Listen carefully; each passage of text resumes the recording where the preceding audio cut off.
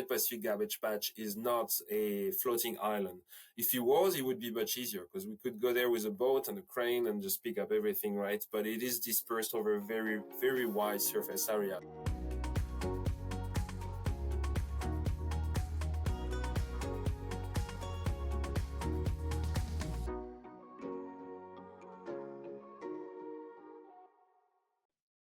Hello, and welcome to another episode of Off Course, a podcast where we explore why the maritime industry remains such a mystery to so many of us, despite it playing such an important role in all of our lives. In this season, we'll be interviewing some incredible seafarers with a real focus on the environment and sustainability. We've seen in recent years there has been a large shift in the conversations and actions being taken by governments and regulators to combat climate change. Actions that are having an effect on the whole maritime industry, but also towards individual seafarers.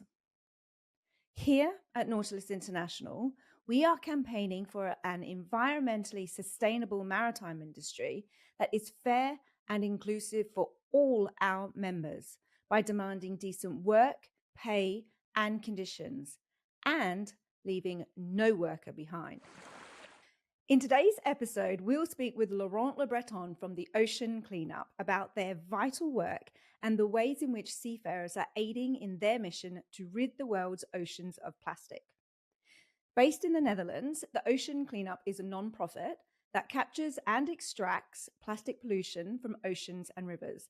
And it is my pleasure to be joined by their head of research. Hi, Laurent. Welcome to the show. Thank you, Helen. Thanks for having me. It's an absolute pleasure. And I have been following the Ocean Cleanup social media for a number of years now. And I've really desperately wanted to get you guys onto our podcast. So thank you very much for speaking with us today. Can we jump straight into it for those of our members and our viewers and followers who may not know who the Ocean Cleanup are and what you do? How did it all begin?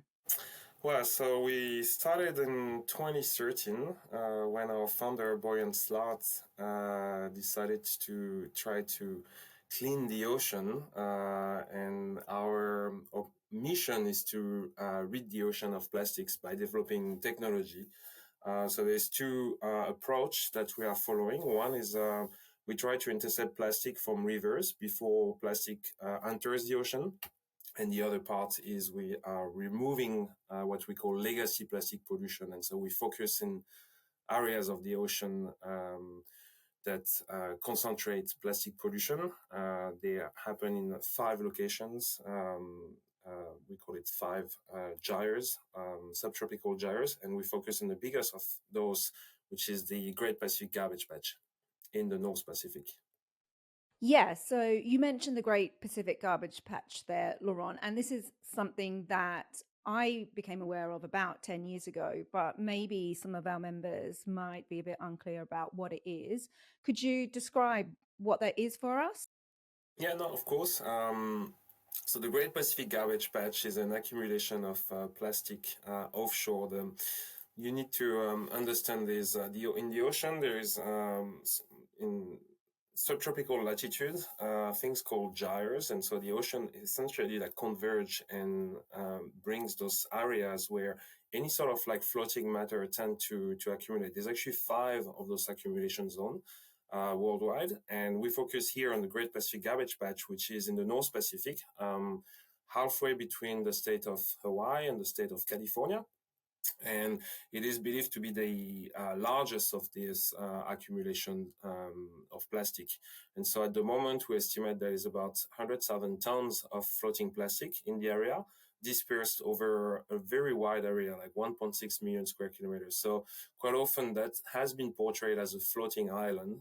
In reality, it's really far from that. Actually, the plastic is very much dispersed. If you fly over the Great Pacific Garbage Patch, you will see a blue ocean. But when you sail through, you'll see that there's a lot of like little bits of plastic that are accumulated in the zone. So it's more like a plastic soup than a plastic island. Yeah, that's absolutely mad when you put it into that context. You said 100,000 tons of floating plastic in Absolute madness, isn't it? And I can appreciate that trying to extract that plastic from the ocean is going to be a very big job. And I'd really like to get back to how you are, going about doing that in a bit. But if I could perhaps take you back first and ask you a little bit about your own background. Was sustainability something that you always wanted to get into? Yes, in some ways. I mean, my background is really in physical oceanography and especially in modeling. So I've always been interested to understand how the ocean move things around, and I started early into studying like the impact of things like oil spills or sediment plume from dredging and everything. And then in I think that was like in 2010 or so, I was started to like get some interest in plastic pollution and trying to see like how like plastic moves and how things accumulate in things like the Great Pacific Garbage Patch. I obviously the cause to me was important, the sustainability aspect, but also as a scientist I was just really curious, and then felt that plastic pollution science was a very new field where everything had to be invented and done, and that's really my personal experience like got me like dragged me into that field because there was just many things that could be sort of investigated. So I started then in 2010, and for the last 15 years I just made it a career. Yeah, I mean, that sounds like an amazing time to get into that part of the industry, right? It's kind of quite nascent. You were having to start from scratch, as it were. How did you come to be involved with the ocean cleanup then? Well, so when I started on my work on my research on plastic pollution, I essentially published a few papers on the formation of garbage patches in subtropical gyres. And from there, actually, Boyan, so the founder of the Ocean Cleanup, contacted me and told me about his plans to clean the Great Pacific Garbage Patch, and wanted to have access to some of our data, some of our modeling data. So I just gave him all our data. Everything was open access, and we started essentially like discussing about the problem and so on. And then one day he offered me to actually jump into an expedition to the Great Pacific Garbage Patch, but not by boat, actually by plane. We did an aerial survey of the Great Pacific Garbage Patch in 2016, something that we call the aerial expedition. And we flew on a C-130 airplane, like one of those planes that you have paratroopers. It was an old plane, actually. It was used during the Vietnam War, but it was sort of reused as a scientific platform. And so I found the opportunity super exciting. We jumped on the plane. We had a bunch of sensors, collected so much data. And from that, it was, there was just no return. It was just like, wow, this is really cool working with those guys. And I just kept on working. And since that, I've been with them. I mean, it sounds absolutely amazing. Like, what a great opportunity to jump on board that aeroplane and go out and actually see the area that you're trying to clean up. Could you kind of walk us through maybe some of the data around the plastic? Like, how do you know how much plastic is in the oceans? How do you know how many tons are in the Great Pacific Garbage Patch, for example? How are you quantifying that? Yeah, that's a great question. So obviously we cannot go out there and count every piece of plastics, right? But what we do is so we collect data in different ways. You have to know, I mean, plastic obviously is a big word, but it comes in many shape and many forms. So, I mean, we go from, very large plastics, like several meters wide, big, large nets, ghost nets that we call them, that accumulate in the areas, to things much smaller, like what we call microplastics, real tiny little fragments. So, depending on what we study, we use different type of monitoring methods. We deploy nets at sea, so we like sort of survey a part of the ocean and counts and weigh the amount of plastic. But then we also take aerial imagery. So back then we did it from an airplane, but more recently we do it with using drones or using cameras that are on ship. We also use visual surveys. So we collect all those sort of data to kind of like make some statistics on how much plastics per unit of surface area we have. And then once we have that, we rely on numerical models. So we have models that predict based on weather data, circulation data, how things may be accumulating. And so we calibrate those models using the data that we collect on the field to have a wider, larger picture of what the garbage patch may look like. And so once we have that, we can make some estimates of how much is actually accumulated in the ocean. And are you taking that data, taking those estimates to then provide the resources that you need to help clean up the areas in a nutshell?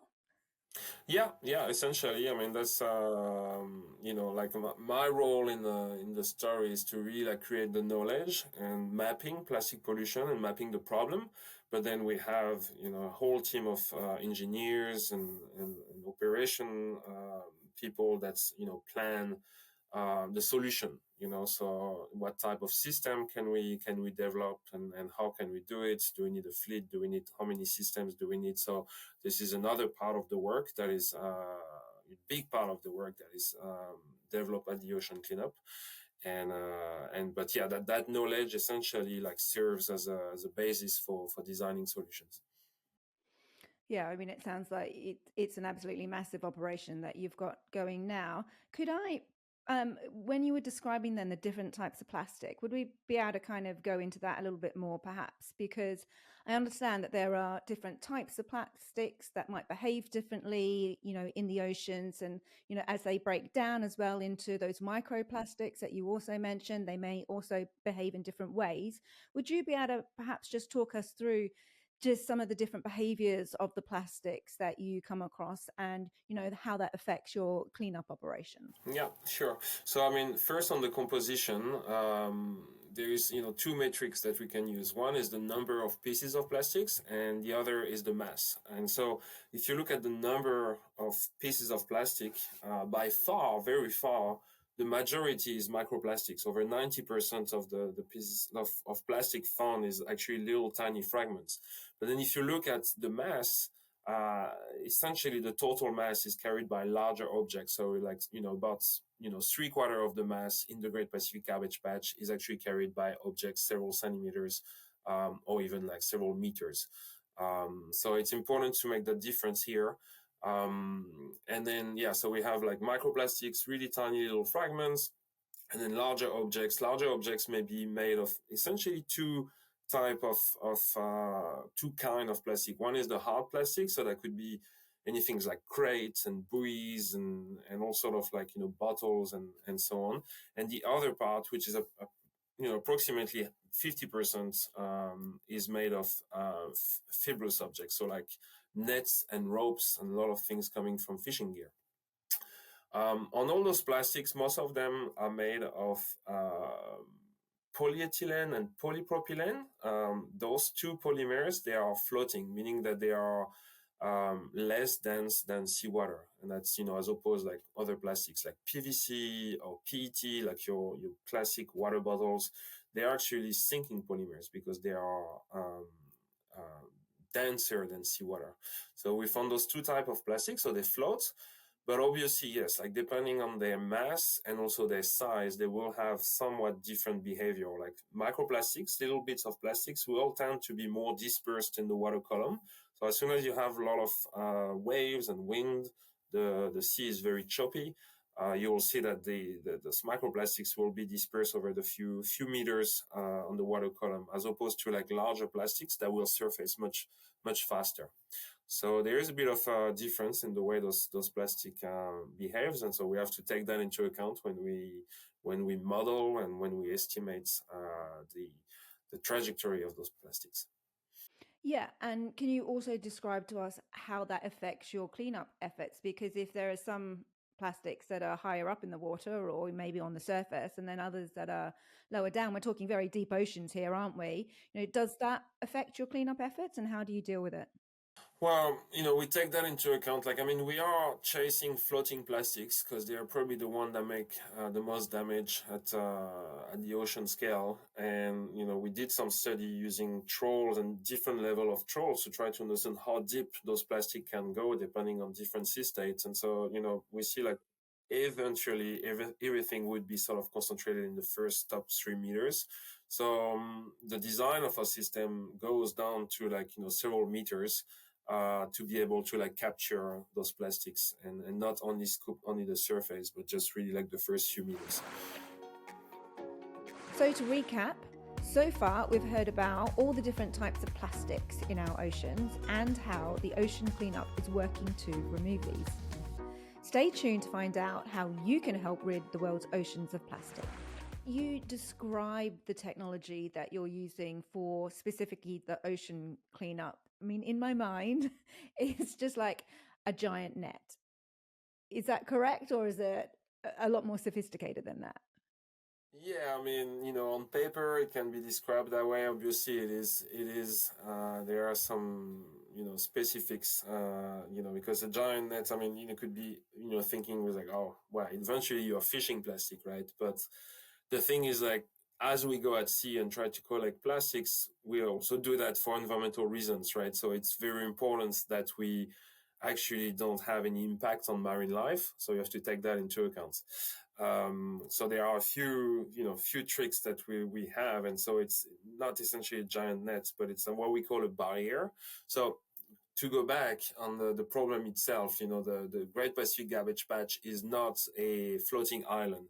If it was, it would be much easier because we could go there with a boat and a crane and just pick up everything, right? But it is dispersed over a very, very wide surface area. So it would be not possible or just too costly to go there with a boat and pick bits by bits, So what we do is like we use a very wide barrier. There's about like 2.5 kilometers wide that is tracked by 2 vessels.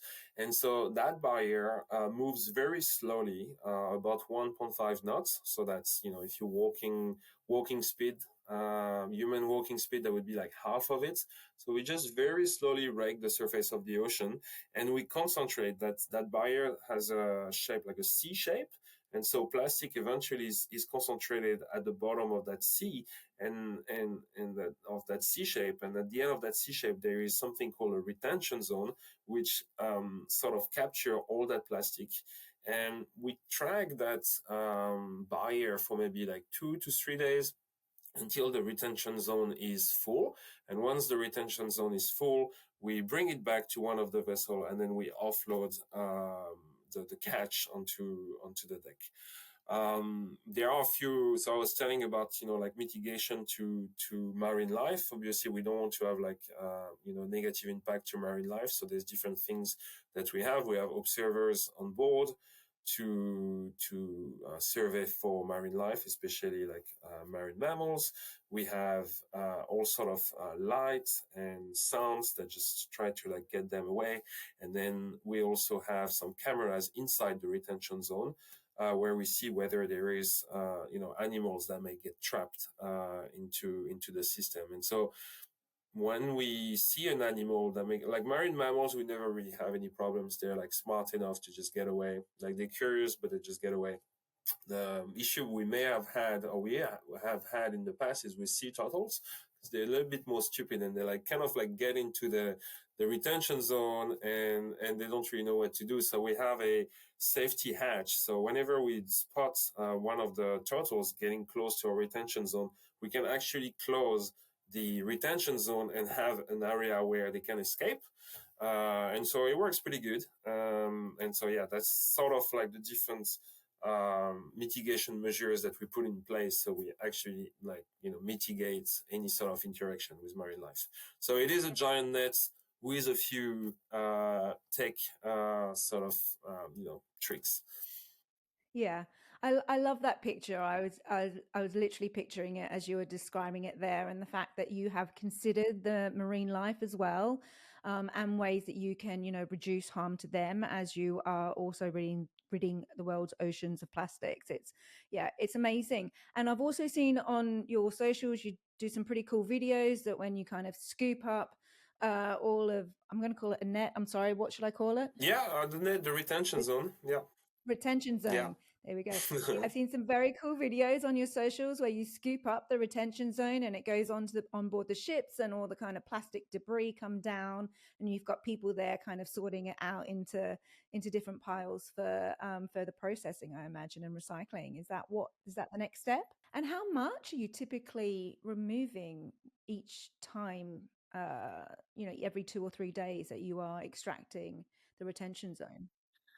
Yeah, it's about several tons. It varies. I think like an average is about 8 to 12 tons every time we remove. But it also, yeah, it depends on like how efficient our catch has been, and that varies to like how well we are at how good we are at like targeting what we call hotspots of plastic. So within the garbage patch, I mean, obviously we know where the plastic is, but at very fine scale, and this is like really where we're focusing our effort right now at being better.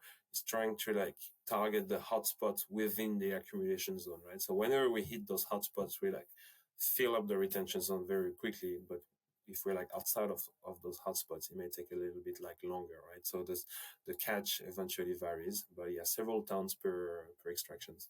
Yeah, it's amazing. It's absolutely amazing. Um, and I imagine it's also really, really expensive to have an operation like that, at sea in the middle of the ocean, which is miles away from, any land. You've described two vessels, involved each time. And I know from inside the industry how expensive it is to run vessels with fuel and, seafarers on board and all your other staff as well. What I mean, is the funding a challenge for you? I know that you've got quite a lot of backers. How do you kind of approach the funding side? Yeah, so I mean, there's been essentially two things. Like we've mostly been funded by philanthropy until now, but then we also have partners that work with us, and so more like in kind. And so we've had like that partnership with Maersk that has been going for years. That obviously like gave us access to their vessel, and also like very competitive price in terms of running operations. But it is very expensive, of course, to be out there and have like man crew and everything. But we have projection on that, and so we estimate that to actually remove the Great Pacific Garbage Patch, it would take about 7.5 billion US dollars within 10 years. Which may sound like a big number, but when you put things in perspective, it's actually not that big. Like if you look at the cost for, general like waste management on land, like we're talking like much more, right? So I think it's doable, it's feasible, and that cost of 7.5 billion in 10 years, that's kind of like a base case. But what we know is that if we can be much smarter at doing it, and that's linking to what I was just saying before about chasing hotspots. We know that if we're like better at identifying hotspots in the middle of the ocean, we can reduce that price by half. So essentially, we spend less time and so less energy at sea to collect that plastic. So this is where we're like spending like a lot of research resources at the moment, is trying to be better at predicting where those hotspots are. Right, and that's your job, I guess, isn't it? As head of research for the organization, that falls squarely within your remit. Is the rivers work that you're doing as well to kind of extract plastics from the world's rivers, kind of aiding in that ocean's cleanup, insofar as if the plastics can't get into the ocean because it's extracted already, or in fact doesn't even go into the rivers, it is kind of solving the problem in a more systemic way. Well, it's part of the equation. I mean, obviously, like the most sustainable way of getting rid the ocean of plastic is to make sure we don't put plastic in the ocean in the first place, right? So this is where we've been focusing on trying to intercept plastic in rivers.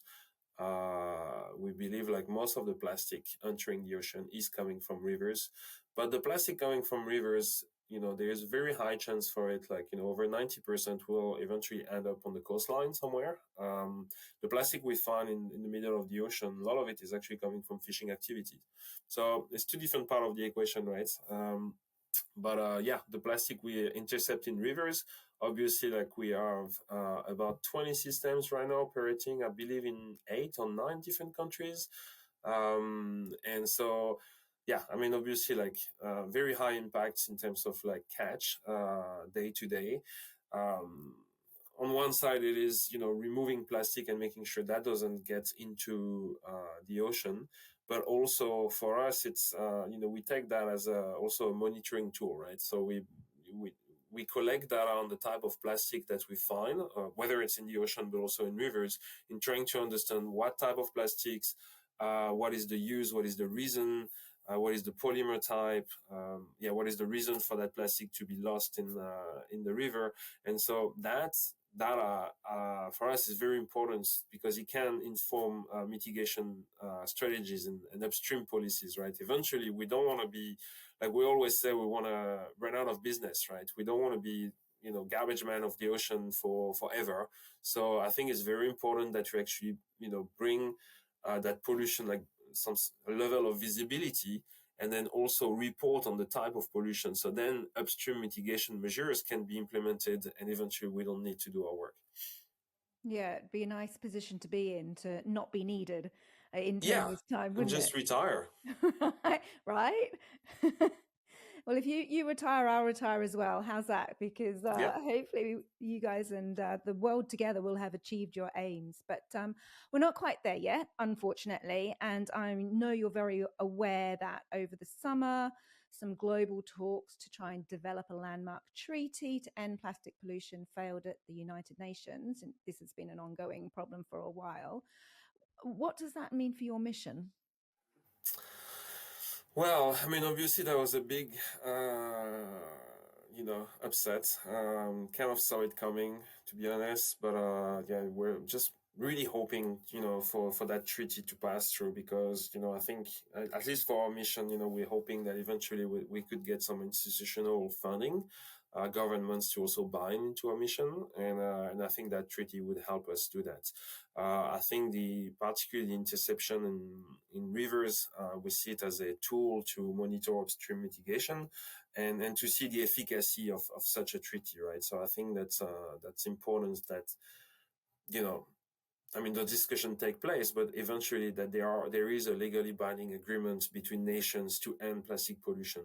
And then there was also, within the treaty negotiation question on the high seas and international waters and the questions of legacy pollution, right? And so that leads to things like the Great Pacific Garbage Patch, because the Great Pacific Garbage Patch is in international waters, so it's in no one's jurisdiction at the moment. So it's everyone's problem, but no one's problem. However, when we collect plastic at sea there, we can actually find traces and markings and brandings, and so we kind of know where that plastic comes from, right? So we can actually like go back to the countries and say, hey, there is something happening here, and we need, like, someone needs to pay for that mess, right? So I think, for our mission right now, things don't change. Like, we still have to do what we have to do, and whether that treaty will go through, I mean, negotiation will continue. It will take time, like, years, if not decades, for change to actually happen, right? And so this is where we see our contribution very important, because plastic is flowing into the ocean as we speak. And so I think the problem is now, and we need to just act. So that's what we're doing. But eventually, intercepting plastic in rivers or cleaning the ocean is not the end solution to like solving plastic pollution. Like, the solution needs to happen upstream, needs to happen with policies. And so while the nations and the world get to agree on how we're going to solve that problem, I think it's important that missions like ours and other groups also continue so that we mitigate the problem. Yeah, absolutely. I mean, it's a global problem, isn't it, that requires a global solution. And we certainly appreciate within the maritime industry how difficult it can be to get consensus on some of these really tricky, regulations and treaties. We do a lot at Nautilus International at the International Maritime Organization, which is another UN organization that regulates international maritime industry. So yeah, we appreciate how long it can take to get consensus, but when you do, it can be very powerful, of course. So speaking about the maritime industry, now you're not a seafarer, but you have gone on board your own vessels. Can you describe what that was like for you, please? Yeah, I mean, I've spent most of my time at sea on a research vessel, so different ones, sailing vessels and motorized vessels, and usually I go there to collect data. So yeah, I've crossed a few oceans and looking at deploying trolls and deploying cameras and collecting all sort of data. I was working with sailors and yeah, spending a few weeks at sea. Always great to spend time at sea. I love it. I mean, I do it on my free time, but also like being fortunate enough to do it while I'm working. It's always something very special, and also helps us, to have a sense of the scale of the problem and the complexity of the problem, right? So yeah, always been a pleasure to go out there and get our hand dirty collecting plastic and bringing it back to our labs. Get your hands dirty, get your hands wet. Now, earlier in our conversation, you talked about Maersk Line. Is this a collaboration that is still ongoing? No, we stopped that actually with them. That ended up, what was it, like last year or so? So that was just a fixed duration, and we're actually like at the moment pausing our operations at sea because we are researching and spending more time investing into the detection of hotspots because we thought, I mean, we can keep going the way we've been doing, but we also know from data from modeling that if we are being smarter at detecting those hotspots, we could save a lot of money down the line. So it was decided that we would actually like pause our operations, go back to the drawing board, and spending more time into researching the existence and the location of the hotspot. So that's why we're very busy at the moment. We just finished an expedition last week where we've collected new data, deployed some drones, tagged some ghost nets with GPS drifters, and so we try to understand how those things move. And so we want to be ready to go back at sea and then like have a much smarter way of like approaching this cleanup instead of kind of going blindly into the ocean. I mean, we know where the garbage patch is, but I think we can be so much better in tackling those hotspots, and that could save so much resources, energy down the line. So I think that was a really wise call to have last year. Yeah, I mean, it sounds like you're trying to work smarter with the resources that you have, which, can only be a good thing. What do you foresee in the future? How do you foresee the maritime industry getting involved? How can, the maritime community contribute to your efforts? So I mean, there's a few things. Well, the first thing is data collection, and so we work with the maritime industry currently with a system called ADIS that we developed. ADIS stands for Automated Debris Imaging System. So traditionally, to like sort of survey plastic, we used to have like humans sort of being on board and just kind of like doing surveys and counting bits of plastics that they see on the side of the vessel. And so since that, we actually developed a camera system, a smart camera system, very small, about that big, that can be installed on ship and that actually detects automatically using artificial intelligence presence of plastic. And so we've been deploying those cameras on different offshore going vessels. Some of them got a partnership with Hyundai Glovis particularly. They are just going all over the world and have our cameras on board. And so they collect data for us continuously, right? So it's really useful for us because we actually bring a lot of data back that help us sort of calibrate on numerical models and then help us identify those hotspots, right? So that's the primary sort of like collaboration that is existing at the moment. And then in the long term, I think, like obviously we need vessels to go out there and conduct research, but also conduct our cleanup operations. So we are obviously in close contact with the maritime industry in that sense, trying to see what can be done, what sort of vessels. I think, one sort of downside of operations is CO2 emissions. You clean up plastic, but you also have a lot of emissions. And I think, we're all hoping, I guess the maritime world has hope to get carbon neutral in the next decades or so. And so we're looking very closely to this because, if we could get operation carbon neutral, it would obviously like make our operations just more environmentally friendly. So yeah, we hope there will be some development in that sphere. Yes, well, I look forward to hearing about it if there are developments in that area. I know there is ongoing discussions at the IMO about its own kind of pathway to decarbonisation and kind of bringing in new fuels for trying to reduce emissions from shipping. It has, of course, committed to net zero greenhouse gases and emissions from ships by 2050 or thereabouts. So, you know, there is a little bit of wriggle room there for the maritime industry. I mean, you've described that you do work very closely with the maritime industry there. Are those kind of decarbonisation efforts something that you're aware of? And how would you like to kind of benefit from them if we can deliver them?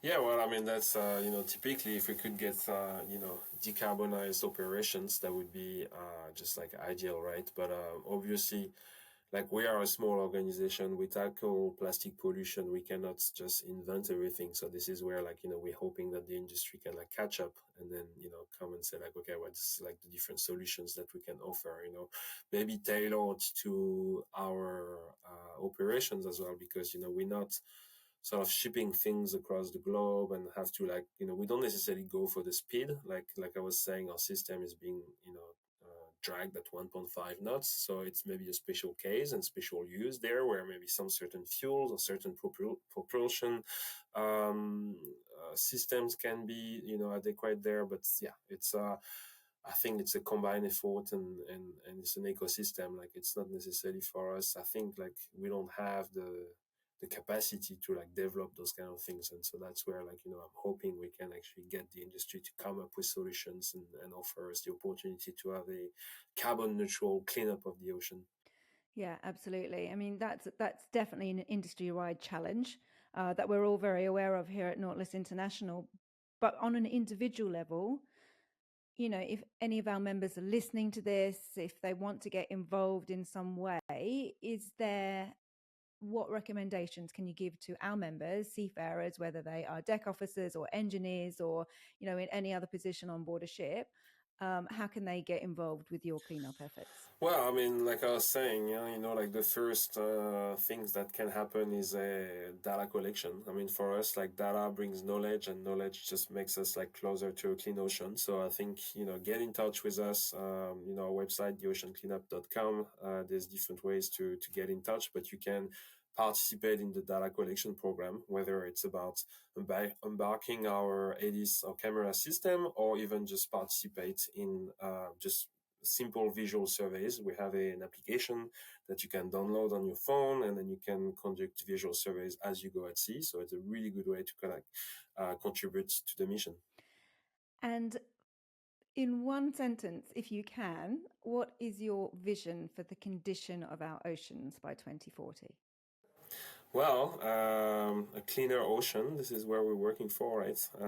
There's obviously a lot of sort of threats to the ocean coming, and so we have to look after it. Plastic pollution is only one of those. There's many different threats, and so yeah, I'm hoping for a healthier, cleaner, more resilient ocean by 2040 for sure.